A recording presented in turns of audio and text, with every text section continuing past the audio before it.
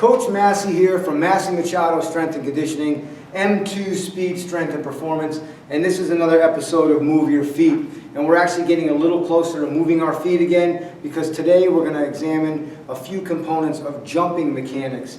It was actually spawned by some questions and great inquiries that came in at the end of our last webinar that we did with Perform Better in regards to jumping in general. I believe one of the gentlemen had asked how he would introduce, regress, isolate, or completely remove any sort of jumping from programming for people that were arthritic. And we kind of went off on a tangent, and we didn't have enough time to really finish this up. So I'm going to call Coach Matt in real quick, because he was both behind the scenes and doing a little demonstration that day. And I think the gentleman's name was Mark, if I remember correctly, right, Mark? And he had asked that question about, some of his clients have arthritis, and we do know that plyometrics are excellent for metabolic reasons as well as just power development, but there are varying degrees of arthritis also, right? I mean, athletes can have varying degrees of arthritis, so can workforce, home force folk, and we like the mechanics of jumping anyway, whether or not we actually leave the ground. And you're like, what are you talking about? Well, it's our opinion, especially because we have so many volleyball and basketball athletes, that great jumping mechanics actually starts with a great landing, and obviously a great takeoff, and great landings lend to the next great takeoff. So we're looking at just more than, okay, we're going to go, ankles, knees, hips, thorax, and reaching and extension for a great jump. We actually break it right down and we say, look, if you can't jump without looking like you're doing some sort of, dance move where you're jamming your feet in the ground, then you're really not ready to jump repetitively. So one of the easiest exercises, and it's humbling, and some people find it a little denigrating, is that we'll take people that are actually elite level athletes and say, you have to perform this next movement, next exercise for us to get a better idea of where you are in your landing and takeoffs. And it's just called toe, ball, heel, heel, ball, toe. Because, and Matt, if you could just slide this way a sec, and I'm going to just show the folks. Hopefully you can see my hand. If this is a foot, this is an ankle, you jump heel, ball, toe, you land toe, ball, heel. You have to have that slight strike to be quick. Now people say you don't want to strike your heel, it's not good for jumping. In reality, I'm not telling you to bed the heel on the ground. What I'm saying is you have to become a master of creating, borrowing, and lending ground reaction forces, and just take that potential energy and keep getting it back and through, and that comes with jumping mechanics. Now Matt, step back here. Let's actually go, sagittal, so like boom, right here. So I'll tell Matt, imagine you're going to set up for a squat jump or counter movement jumps, and just go heel, ball, toe, toe, ball, heel. Good, and he held it. Now, working off the grid wall, step back a hair, try to get your SI joint right on there. Can you move up a little bit more? Boom, okay? So he sets up, heel, ball, toe, pause, there's your extension, toe, ball, heel. And then see how long he can even balance there. Ready, heel, go ahead, heel, and then boom, back down. Good. Now you'll also start to see any kinetic glitching, even though we're slowing it down in how he moves. Let's face the other way and do it the opposite way. So, set up, good deep chest, heel, ball, toe, toe, ball, heel. That's where you begin. That's where you begin. It's also the precursor to what we call the squat reach.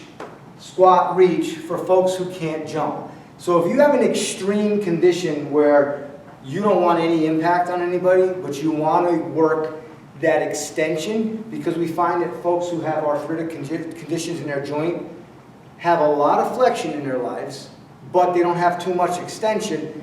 These are great protocols to put in during their quote-unquote rest period while they're training with you, to just concentrate on extension and breathing. It's very simple, but it is a must to have great jumping mechanics. So, in saying that and understanding heel, ball, toe, understanding that light strike, and getting back up quickly, we have another regression that we like to utilize, and it actually utilizes a bench. So Matt, we're going to put that left knee up. We're going to try to always get this leg on that center line that runs right up the grid wall. And Matt, just have that same concept. And this is sort of user specific as to where they put their foot here. Matt almost has his foot off that bench, but he's going to give me a good heel ball toe, toe ball heel. Now, if he's driving appropriately off this toe, you'll see a little bit of shift diagonally. Go ahead, boom, off that grid wall, and then back down. Good, perfect, one more time. Heel ball toe, toe ball heel. If they're bending back across this way, they have a little bit of compensation, and we're going to tell them, look, it's okay if you go that way a little bit. You can breach that center line because that's going to be indicative that we have good drive off this toe. So let's do that again. And one of the ways you can cue it, come on up, is make sure they're driving. Because we want full extension. Especially if you're dealing with somebody that's going to take a vert jump test, you have to get them to understand the concept of that full, almost backward type extension, driving through the ground for all that it's worth, no matter what, to get that full vertical. Now, you can use this as a progression to reintroduce low impact jumping, what we call ankle jumps, right? I mean, they're just, quick heel strike ankle jumps. They're not quite a calf jump. And another great fail-safe is if you want to do this and the client's not feeling super comfortable, shoes off. You could use an Airex mat.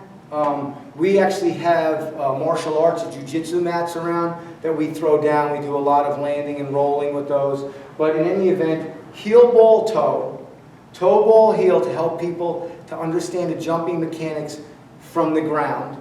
Then we, progress, kind of regress to the bench to make sure that they have that full extension. And then worst case scenario, put a mat down until they feel comfortable. I think part of the question or the follow-up email we got is, how do you know the extent of the arthritis, and when is it safe to put the jumping in, what volumes, what concentrations, what magnitude? And the answer is, as long as their physician says they can perform some sort of impact or low impact, you have to scale that and progress that to tolerance, where it's both developmentally efficient to the client or athlete and also helps to serve that program, of course, without causing further damage. But we really like breaking it down to this level just to help people understand the beginning and ending of jump mechanics. So, great jumping starts with great landings,